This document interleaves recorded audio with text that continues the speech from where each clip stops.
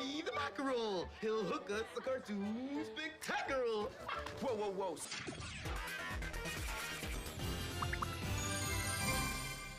Ethan, the Dino Thunder Blue Ranger and commander of the Tricerazord, Blue Raptor, and wielder of the Tricera Shield. My childhood inspiration. Growing up and being 5 at the time of Dino Thunder, seeing a black teen on TV as the Blue Ranger was so important to me, especially considering I'd grown up with Dino Thunder more than any other series. He's the nerd. I'm a nerd. He likes video games. I like video games. I'm like, let's go, dude. Being the nerd, you can almost always find scenes of him sitting at a computer. I told my mom to pick her up at work.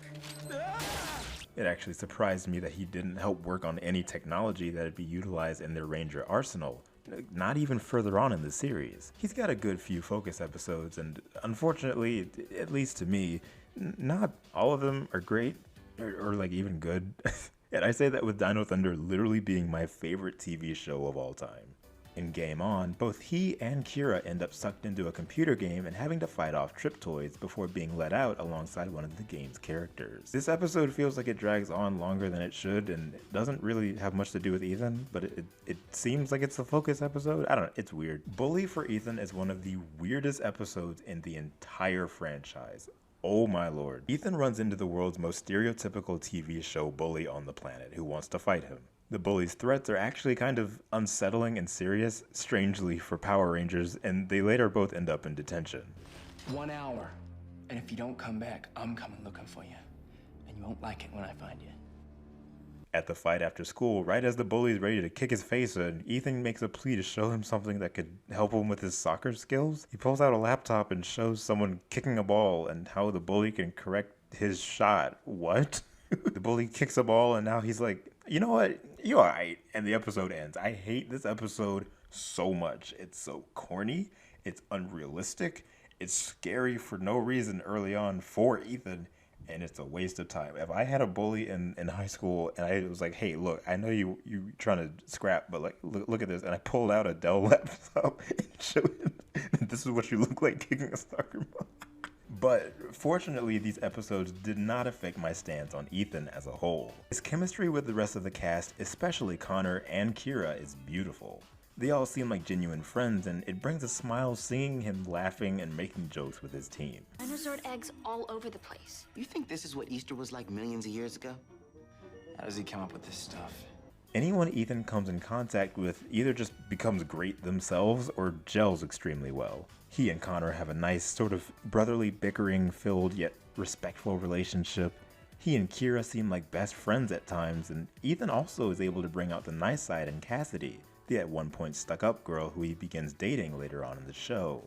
Okay, so I wrote this way before I even finished like my 7th watch through of Dino Thunder in my life, and I actually forgot that Ethan doesn't end up getting with Cassidy in the end. It's actually this girl that came in the last 2 episodes who he has more in common with, and it made me really realize just how much I appreciate the episode where he did go out with Cassidy, you know, and in the end he realized that, you know, they don't really have too much in common and that he doesn't necessarily need to date anyone to feel fulfilled. And I really appreciate that. I think that's a great message, and I love that for Ethan. I love that for Cassidy. They both were very mature in that, and I just think it's a wonderful thing to point out. And yeah, it just wasn't in my script originally, but I wanted to point that out for sure because it was a really big thing for Ethan. But do you think you still might have time to be friends?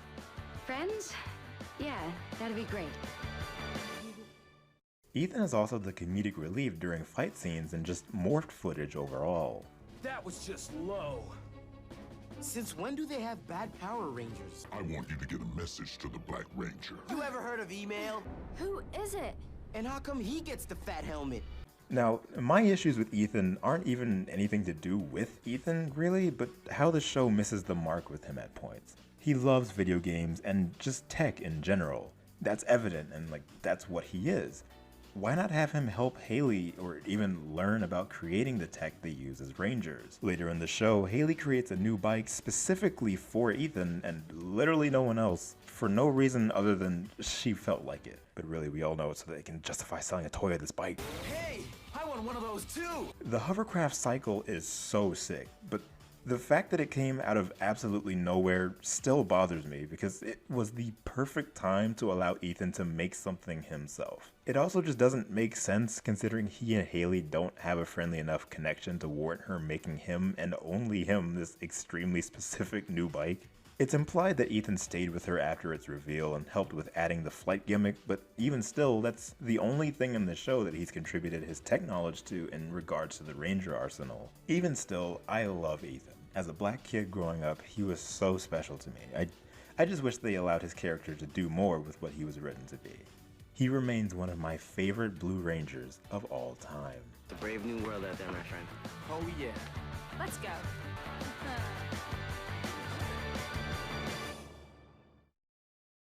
Alicia, Andrew, Brandon, Caroline, Daisy, Donnie, Emilia, Gwen, Caitlin, Matthew, Megley, Mia T. Toon, Nerdy Disney, our friend Barney, Velveteen. Thank you to all of my Rainbow Line passengers. See you!